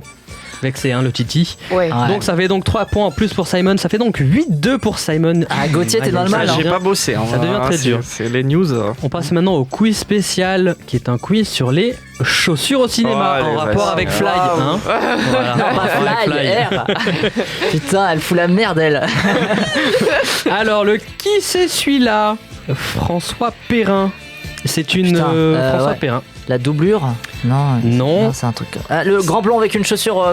Le grand blond avec une chaussure blonde. Non. Vas-y, la couleur. Avec une chaussure noire. Ouais, elle l'a vu écrit sur le. Elle l'a vu. J'accorde le point à Simon quand même. Parce qu'elle l'a vu la couleur. Il y a pas un demi-point. Non, mais elle l'a vu écrit sur le panneau. Allez, ça fait 9 Simon. Allez, je te l'accorde, Simon. Je te l'accorde. C'est fou ça d'être mauvais joueur. Attends, c'est la mauvaise joueuse qui me dit que je suis mauvais joueur. Alors, vous êtes tous les deux mauvais joueurs, j'en suis sûr. Arrête de faire ta princesse, Simon, c'est pas vrai. On passe tout de suite à une réplique de film. Je t'ai donné le point, alors arrête de te plaindre, sinon je te l'enlève. 9. C'est bien 9-2 du coup pour Simon. Après, je peux avoir 12 aussi parce qu'à la vidéo on m'a mis 12 points là d'un coup. Je peux avoir 12, y a pas de souci. Question de rapidité. Dans quel film entend-on cette scène?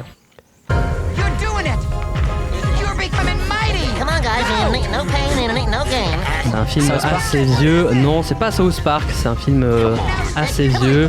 En rapport un peu avec. C'est pas un film. Un mélange des deux. C'est un film avec de l'animation. Qui veut. Space Jam. Space Jam, bien joué Simon. Un film en rapport avec Fly, avec R. Avec. Oui, trop. Ouais, trop vieux, mais un très bon film. Très bon film, moi j'ai adoré. Mon film de quand j'étais enfant. Passons tout de suite au résumé raté. Oui, du coup, un 10-2. Avant de passer au résumé raté, attention, ça va aller à mon avis très vite. Dans la jungle, terrible jungle, il fait pas bon d'être seulement un garçon héritier d'une entreprise de chaussures. T'as raison. Heureusement qu'une bande d'inconscients est là pour te sauver la mise 30 ans plus tard. Jumanji. Ouais. Tout à fait, dans lequel le jeune Alan Parrish est le fils d'un grand fabricant de chaussures de basket Parrish. Donc ça fait donc 11-2 pour Simon. Il faut se réveiller, allez l'équipe Benoît et Justine. On y va. J'ai pas vu. Passons au jeu des synonymes. Encore une question de rapidité. Donc on remplace donc les mots d'un film par des synonymes et ça donne donc le titre d'un film. Et là, c'est demi-tour pour l'avenir, deuxième du nom. Demi-tour. Retour vers le futur 2 avec les Nike à lacets automatiques de Martin McFly. Du coup, c'est Simon, si je dis pas de bêtises, qui l'a dit quand même en premier, même si j'ai entendu la douce voix de Justine. Désolé. Merci, il y a douce au moins. Passons à Merci l'International, question numéro 8. Merci l'International. Oui, un film qui vient donc d'ailleurs, mais qui est un titre diffère du titre français. Okay. Le titre est Get Smart. Ah, je l'ai sur. C'est pas Magic Basket? Non. Magic Man. Ah non. Non. Get Shorty? Non. Be Cool. Si jamais j'ai des indices après à vous donner. Attends, je connais. Si, Max la menace. Exactement, Max la menace avec Steve Carell qui a un téléphone espion en forme de chaussure. Très loin. Simon est à 13 et 2. J'ai le moral dans les chaussettes. Justine. Comment tu fais des vannes quoi? On sait que c'est mort d'entrée, donc autant faire des vannes. Passons à sacré film. Je vais donc Michael Jordan, ou pas. On va commencer par l'équipe de Justine quand même. Justine et Gauthier. Donc faut dire s'il y a Michael Jordan ou pas dans le film. He Got Game. C'est quoi déjà ce... Je connais pas. Désolé, j'ai pas de culture. Au pire, il y a une chance sur deux. Oui, He Got Game. Oui, c'est vrai, il y est bien, un point. Bravo. Les Looney Tunes passent à l'action. Non. Et c'était vrai. Oui. Space Jam, mais le 2. Oula. Est-ce qu'il y a rejoué ou pas? Allez, Benoît, réponds. C'est la question. Je dirais Vas-y, Benoît. non par... Non, effectivement, c'est pas. Aussi, il y a Michael B. Jordan. C'est surtout LeBron James, si j'ai pas de bêtises, Oui, qui oui. joue dedans à la Non, place. mais parce qu'il y a une blague dans le film où ils disent il y a Michael Jordan qui arrive et en fait c'est Michael B. Jordan qui arrive. C'est blague de basket. Sacrée blague. Dernier film, The Last Dance. Ah, c'est. Il fait pas que du basket, il peut danser. Une dernière danse. Allez, Oui, j'ai envie non, de dire peut-être oui pour. Allez, oui. Allez, c'est un vrai. Bah, vous avez raison. J'ai- Ah, c'est- bah, c'est- bien c'est une la- bonne réponse, donc c'est vous la avez quand même série, pris j'en ai 3 parlé. points. C'est la série sur Michael Jordan. Ah, vous The avez Last quand même. Dance. Eh oui, Ah, vous avez c'est un dans les documentaire. flammes, le titre Bah oui. Ah, mais je l'ai vu, ça. Simon. Passons à toi. Ils ont 5, hein, c'est ça? Ils ont coup. 5, ils ont bien 5. Il y a 13-5 pour Simon. Parce que ça parle en régie, après il Oui, suffit pas. pas de souci. Alors, Simon, est-ce que Michael Jordan a joué dans le Cosby Show? Non. Oui, non. Eh bien, c'était non. T'as bel et bien raison. Ça te fait 14. Ma famille d'abord. Ouais. Effectivement, Ça, je sais, ça. il y a bien joué. Striptease. Striptease. Striptease. Non. Eh ben si, il a joué dans un film qui s'appelle Striptease. Ah bon? Et dernier film de cette sélection, Phénomène Raven. Phénomène Raven, c'est une série. Aussi, non, il a pas joué dedans. Et il n'a pas joué dedans. Ça te fait donc 16 points contre 5 pour l'équipe de Justine et Benoît. Passons au pas tourné. Vous allez avoir des propositions. C'est la question numéro 10. Lequel de ces acteurs n'a pas porté des Air Jordan pour le bien d'un rôle pour lequel la fameuse basket a d'ailleurs une belle place? Et on a donc Omar Sy, Mahershala Ali, Giancarlo Esposito, Ouais. Will Smith et Denzel Washington. Vous avez donc une proposition C'est chacun. dur, hein. C'est C'est très dur très et c'est dur. une bonne question, hein. Qui n'a pas Qui porté ne l'a pas porté, de hein. Air Jordan pour le bien d'un rôle pour lequel la fameuse basket a d'ailleurs une belle place? Allez, Mahershala Ali. Mahershala Ali pour peut-être Simon. c'est trop simple. Trop simple. Enfin, c'est Pour trop. Benoît et On Justine. s'attend trop. Je sais Non, pas. Alors qui ce serait? Denzel Washington Moi, aussi, peut-être- je le vois moi, pas j'hésite avec. entre Denzel et Denzel. Denzel et Denzel. Donc c'est Ouais, donc je sais pas. Denzel pour Benoît. Justine, est-ce que tu es d'accord avec ça? Non, c'est Gauthier. Non, qu'est-ce que tu en penses? Que oui. Qu'en penses-tu? Est-ce que tu es d'accord? Oui, non, Bon, peut-être. j'aurais pu se dire comme Simon. Dans mais le chat, vas-y. ils disent tous Denzel, hein, donc c'est peut-être ça le choix évident. Alors Vas-y, on suit le chat. Hein. Eh bien, c'est Simon qui a raison. Eh ben, C'était super. bien Mahershala Ali. Oui, bien sûr, tout à fait. Ça paraissait trop Et logique. en c'est fait. quoi les films? Oui, bah oui, Omar Sy a eu des Air Jordan dans Lupin, Giancarlo Esposito dans Do the Right Thing, Will Ouais. Smith dans Le Prince de Bel-Air, évidemment, et Denzel Washington dans He Got Game. J'ai dit Et n'importe quoi. Mahershala Ali joue seulement dans Spider-Man New Generation, Mais c'est pas lui dans qui les lequel porte. Miles Morales porte des Air Jordan, mais pas lui. Casting 5 étoiles. Donc je j'ai vais donner- 17 points, c'est ça. hein. Tu as donc bien Je suis en train de les 17 points. enfoncer. Tu es en train de On les peut enfoncer. arrêter là, hein, si vous voulez. T'as pas. Ouais, balance-la. On va y aller. Une petite Casting musique, donc là. 5 étoiles. Je vais vous donner des acteurs de films et vous devez trouver donc le film dans lequel ils ont joué. Mathieu Amalric, Guillaume Le Grand Gallienne, Bain. Céline Salette. C'est pas le Grand Bain. On a donc après Tom Hardy, Jamie Dornan et Asia Argento. Ah, Marie-Antoinette. Marie-Antoinette de Sofia Coppola et ses fameuses Converse. Converse. Ah oui. Et oui, Ah. bien joué Simon, tu passes donc à 18. Je vois de J'ai quoi la vous ref, parlez. mais ouais. Ouais, Question je la ref, vite fait. c'est bon. Numéro 12, musique de film, encore une question de rapidité. Dans quel film peut-on entendre cette chanson? Allez, je vous laisse. Alice au Pays des Merveilles. J'ai dit que je l'aurais laissé, en fait je l'ai dit. Non, c'est ça? De quoi? Alice au Pays des Merveilles. Non, Non, non, c'est pas pas ça. Mais Magicien non. d'Oz, pardon. Et c'est le magicien d'Oz. Je confonds toujours les deux. Ah. Même en Heureusement faisant que une connerie. tu leur as laissé. Tu m'as- hein. tu m'as- parce que tu moi, m'as- j'allais non, mais la tu m'as- sortir. Bon, une fois, Ouais, je tu l'avais. m'as perturbé, j'étais en mode mais Alice Simon, au grand Pays- prince, tu leur accordes Et un ça a point ou été pas? la même chose. Bah, ils ont pas répondu, ils l'ont même pas dit, Magicien Justine, d'Oz. elle a dit je l'avais. Bon, bah, tu Ouais, l'avais. Allez, ouais, allez, ouais. donnez-leur 15 points. Allez, par Grand Prince, Simon donne un point. Ah non, mais c'est trop compliqué pour la technique d'enlever des points, donc peut-être qu'on fait pas ça. Non, mais l'enlevez pas parce que de toute façon. 255, Ah, c'est vous avez normal. 255 On va points dire qu'il y en a vidéo. 18 à 6. Allez. Ouais. Allez, grave. passons au duel time, un duel au sommet entre les deux chefs. On n'a pas déterminé qui était le chef d'équipe. Ah bah les deux, hein. Mais non. Tant qu'on y est. Non, je veux t'as prendre C'est pas Gauthier, besoin de peut-être participer. on peut appeler Gauthier par Oui. Zoom, puisque c'est lui Je le pense chef. que Gauthier, ce sera bien meilleur. Ouais, Alors ouais. attention, on nous a déjà montré les réponses à la vidéo, mais on n'a pas encore choisi. Il me manque ma feuille de duel time. Ah, mais il te ce manque n'est la feuille pas de duel grave.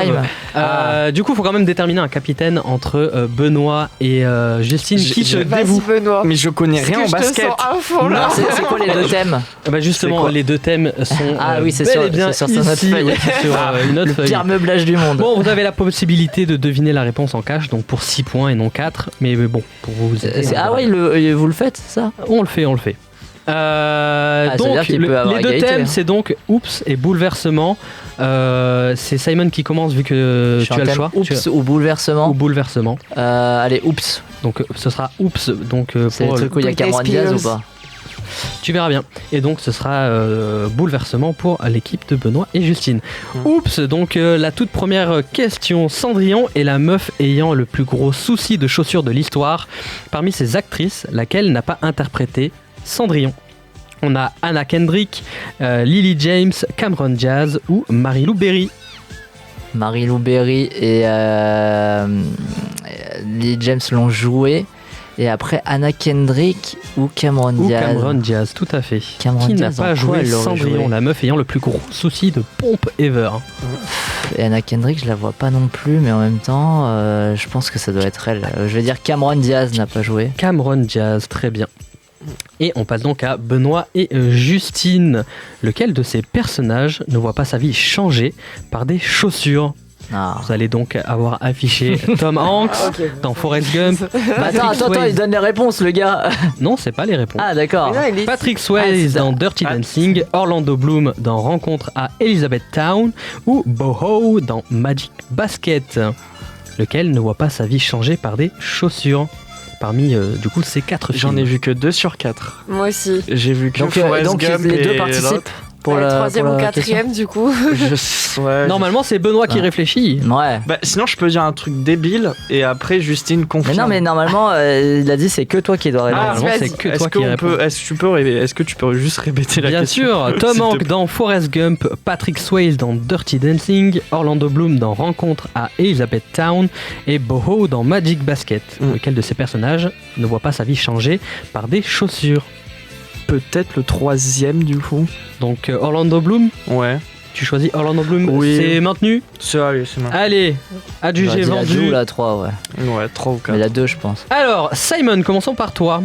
Anna Kendrick a interprété Cendrillon dans Into the Wood, Lily James dans Cendrillon, Mary-Lou Berry dans Les Nouvelles Aventures de Cendrillon, et donc Cameron Diaz n'a bel et bien jamais joué. Elle a juste joué dans In Her Shoes. Exactement, et pas Cendrillon, tout voilà. à fait. Donc Simon, tu passes à 22 points. Passons à Benoît et Justine. Même si les quêtes de Jennifer Grey sont devenues célèbres, ce n'est pas ce qui va leur changer la vie. Donc ce n'est pas dans Dirty Dancing que la vie est changée. Par contre, dans Forrest Gump, Forrest fait le tour des USA grâce à ses Nike. Orlando Bloom est ruiné après avoir désigné une mauvaise paire de chaussures et change de vie.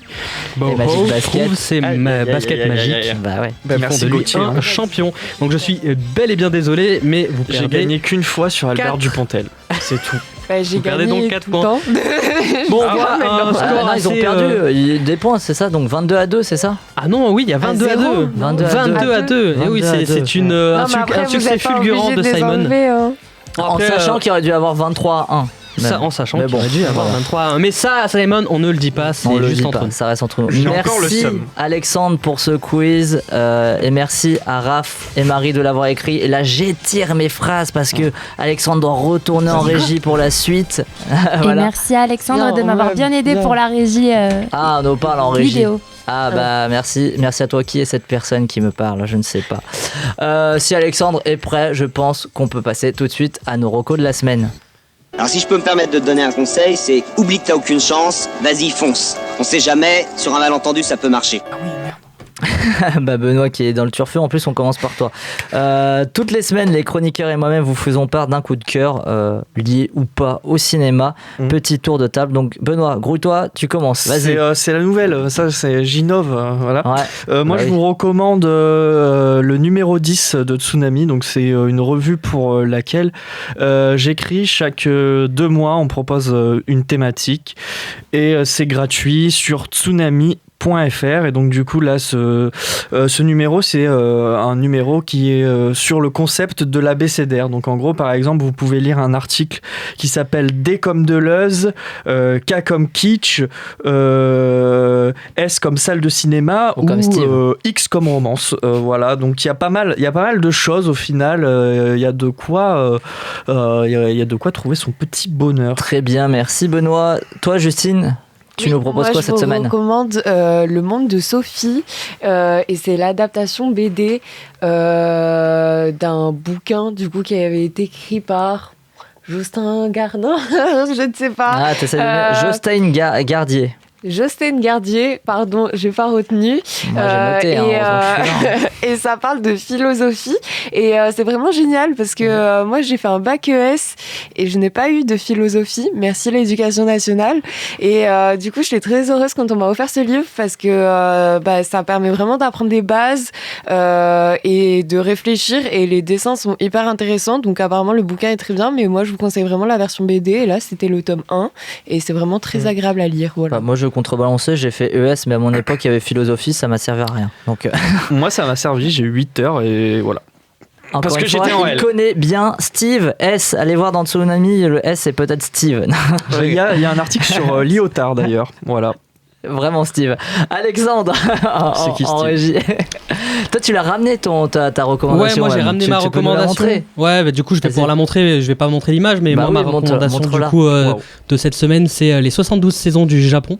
C'est un livre édité par Ichiban Japan, un gars qui est au Japon depuis plus d'une dizaine d'années si je dis pas de bêtises, et dans lequel en fait il nous raconte la belle histoire des 72 saisons, micro-saisons au Japon, qui un très gros lien avec les saisons.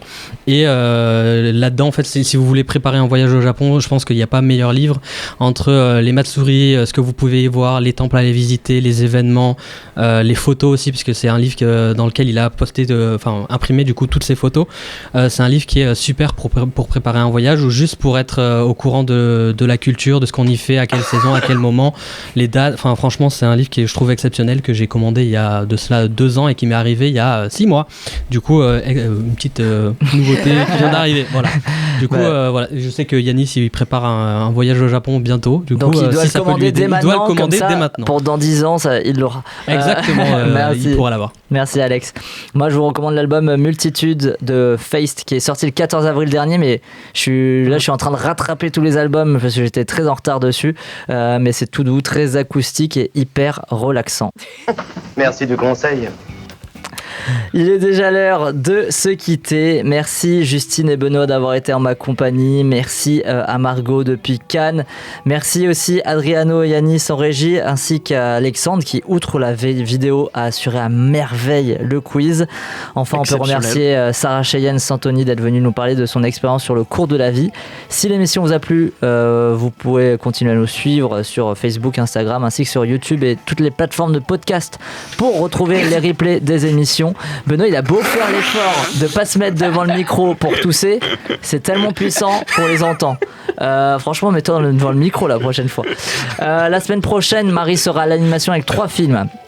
Fast and Furious 10 de Louis Leterrier, le controversé Jeanne Dubarry de Maïwen et Sublime de Mariano Biassine. Et comme à chaque fois que j'anime, on se quitte avec ma recommandation musicale de la semaine, Feist, et donc le titre In Lightning qui ouvre son 6e album Multitude. Bonne semaine à vous. The Cinéma Show, c'est tous les mercredis sur Radio Campus Montpellier et c'est encore un peu maintenant.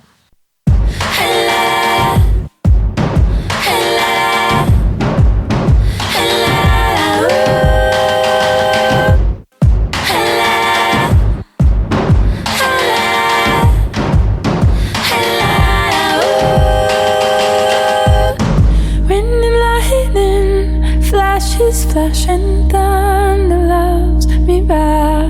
And in lightning, I can keep my energy intact. And when the lightning is like the sun, I feel what love could be. Truly illuminated, the future does the landing lights for me.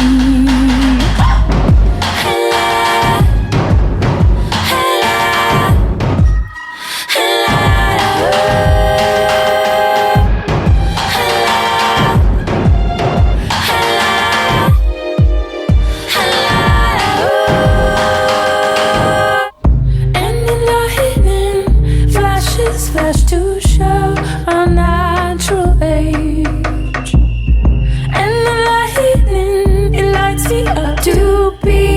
as God as I say.